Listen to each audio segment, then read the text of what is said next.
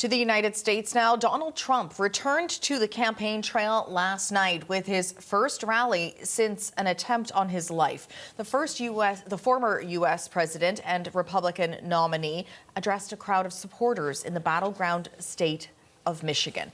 Trump's return comes as concerns continue about the candidacy of Trump's opponent, Joe Biden. Journalist Steve Futterman has more.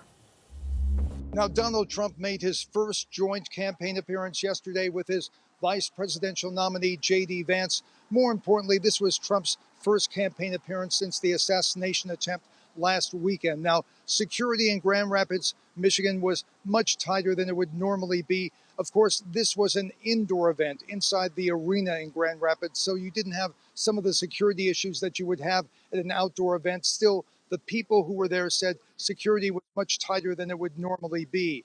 Now, Donald Trump, who on Thursday night during his acceptance speech said he would only talk about the details of the assassination attempt just that one time, did repeatedly refer to the assassination attempt. At one time, he was talking about people saying he is a threat to democracy, and he said, I'm a threat to democracy. He said, I took a bullet for democracy. So he is referring to it repeatedly during his speeches. Now, the Republicans right now do seem to be in quite a celebratory mood, I would say.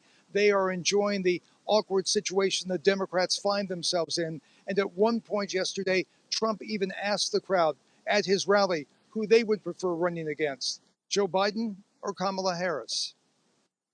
So who would you like to most run against if you're us, if we want to win? Ready? Kamala Harris, crooked Joe Biden. All right. I don't think we have to go too much further. Clearly, the Republicans feel they're in a very good position right now, but they do admit there are still several months before the election and things could change. As for the Democrats, boy, they are in a very tough situation right now. Officially, Joe Biden says he is running. He has no plans to drop out. But behind the scenes, we know there is growing pressure on him, and from some very significant Democrats, including, we are told, Nancy Pelosi, the former House Speaker who still has a great deal of influence. Lots of pressure on him to leave the race. And political pundits say all this confusion inside the Democratic convention right now, the party right now, is only going to cause problems. I think for every day the Democrats don't make a decision, every day that this goes on, this sort of slow breaking of the dam against President Biden, it's a bad day for swing voters. It's a day lost to persuading swing voters.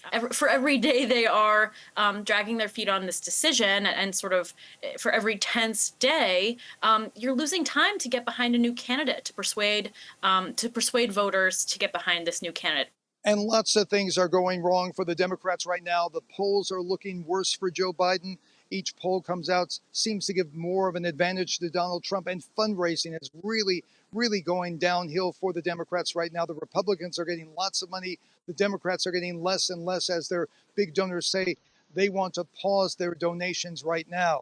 Now, more than 35 Democratic lawmakers have publicly come out and said they want Joe Biden to step aside. And there are a lot more behind the scenes who are either urging him to step aside or saying that they want him to reconsider. Reconsidering at this point is essentially saying they want him to drop out. And there are even reports that Barack Obama, the man who served, that Joe Biden served under for 8 years, that he is suggesting, at least to aides, that he feels that Joe Biden has very little chance to win.